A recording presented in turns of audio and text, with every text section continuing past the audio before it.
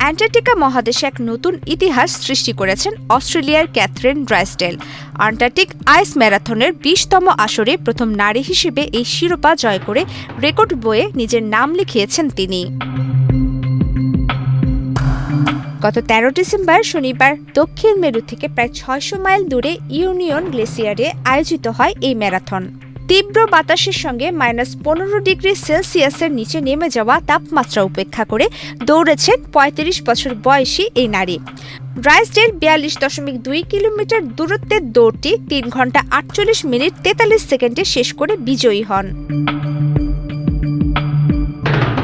এবারের বিশ্বের সর্বদক্ষিণ প্রান্তের এই ম্যারাথনে ২০টি দেশের ক্রীড়াবিদরা অংশ নেন। এক্সট্রিম মশার কয়েল প্ল্যান্ট ফাইবার দিয়ে তৈরি, তাই সহজে ভাঙে না, সুগন্ধিযুক্ত ও নিরবিচ্ছিন্নভাবে জ্বলে। ডেঙ্গু, চিকুনগুনিয়া বাহি সহ যে কোনো মশার বিরুদ্ধে দেয় এক্সট্রিম সুরক্ষা।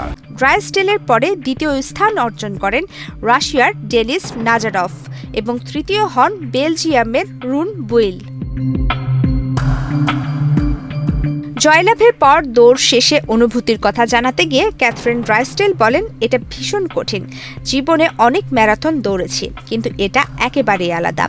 প্রতিটি মুহূর্তে নিজেকে বলছিলাম, তুমি অ্যান্টার্কটিকায় দৌড়াচ্ছ। কখন সেটা শক্তি জুগিয়েছে, কখনো কষ্ট কাটিয়ে উঠতে পারিনি। তবে এখানে থাকতে পেরে দারুণ লাগছে, আর সমর্থনটা ছিল অবিশ্বাস্য। এই ইভেন্টটি অসাধারণ। আমি উচ্ছ্বসিত, তবে ভীষণ ঠান্ডা।